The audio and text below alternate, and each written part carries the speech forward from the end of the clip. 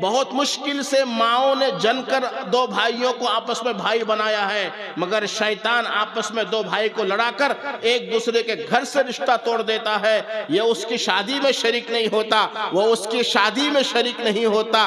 दुख की बात है, घर में बेटे और बेटी की शादियां हो रही है, लेकिन वहीं पर एक भाई के घर में चूल्हा जल रहा है और दूसरा भाई मस्ती से दोस्तों को खाना खिला रहा है। हुजूर ने फरमाया कि ये क़यामत की अलामत में से है कि लोग दोस्तों के साथ दोस्ती निभाएंगे और रिश्तेदारों को भूल जाएंगे। क्या समाज में ये नहीं होता है? और हम उम्मीद लगाए बैठे हैं कि अल्लाह की मदद आसमान से उतर जाएगी। एक हदीस शरीफ में आता है, जिस बस्ती के अंदर और जिस घर के अंदर रिश्ता नाता तोड़ने वाला रहता है, अच्छी तरह सुनिएगा, जिस खानदान में और जिस घर में रिश्ता नाता तोड़ने वाला कोई आदमी रहता है, उस घर में अल्लाह की रहमत करीब भी नहीं आती। उस घर में अल्लाह की रहमत नहीं आती। एक भाई दूसरे भाई से बात नहीं कर रहा है, एक खालाजाद भाई दूसरे खालाजाद से बात नहीं कर रहा है, आपस में रिश्ते होते हैं, रिश्ता टूट जाता है, सुलह कराने की फिक्र नहीं करते, बस अपने तकब्बुर में, अपने बड़ापन में, मैं उसके सामने क्यों झुकूं, मैं उसके सामने क्यों झुकूं।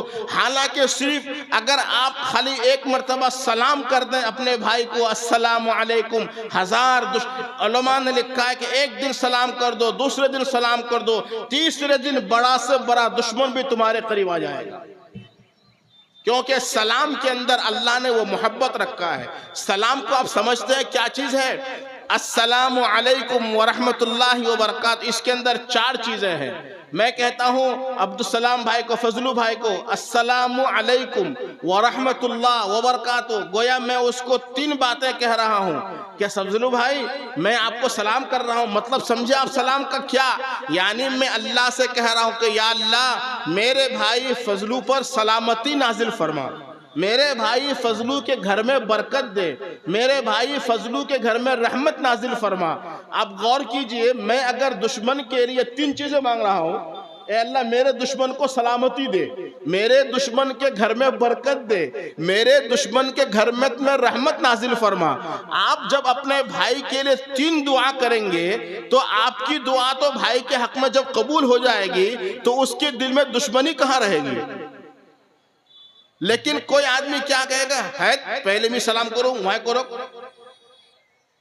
यहां आकर शैतान मारता है, वहां करने पहले से, वहां नहीं करो तो मोह नहीं करो, वहां बुलावे तो मोह जाम, वहां नहीं बुलावे तो मोह नहीं जाम।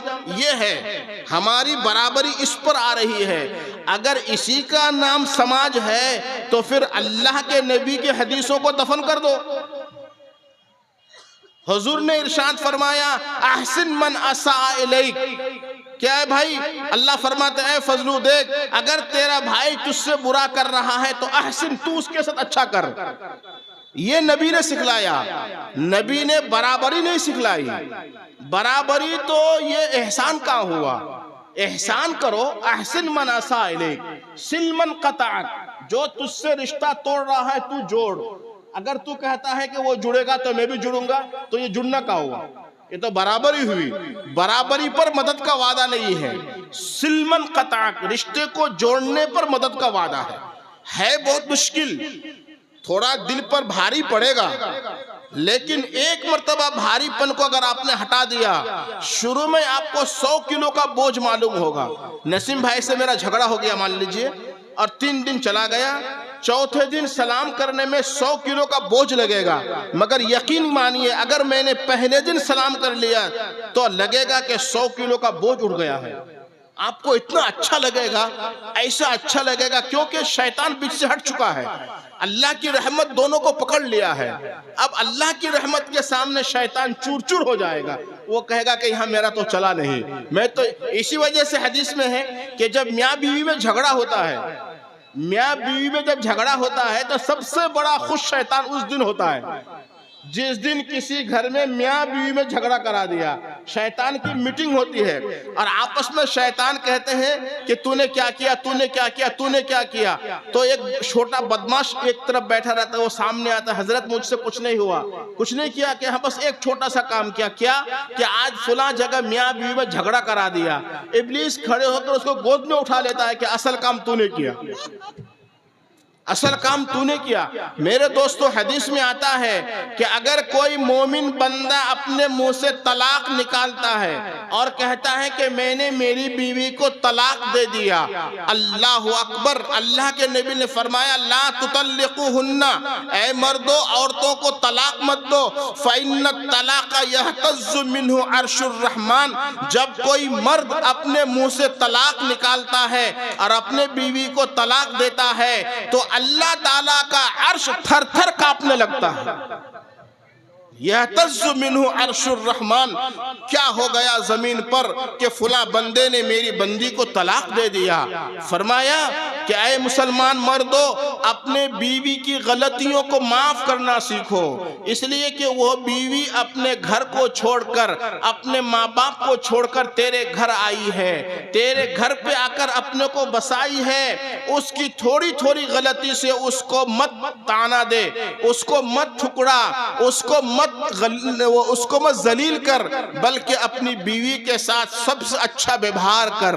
हदीस शरीफ में आता है कि नबी जी जब अपने घर तशरीफ ले जाते थे तो अपनी बीवी के साथ बैठकर मुस्कुराते थे, बैठकर बिठाते थे, बातें करते थे। फरमाया मर्दों को चाहिए कि जब घर में जाए तो आधा घंटा तक बीवी बच्चों से बात करे, मोहब्बत की बातें करे, हंसी मजाक की बातें करे, उसको एहसास हो जाए कि मेरा शोहर मुझे टूट कर प्यार करता है, बच्चे के दिल में बाप की मोहब्बत बैठ जाए।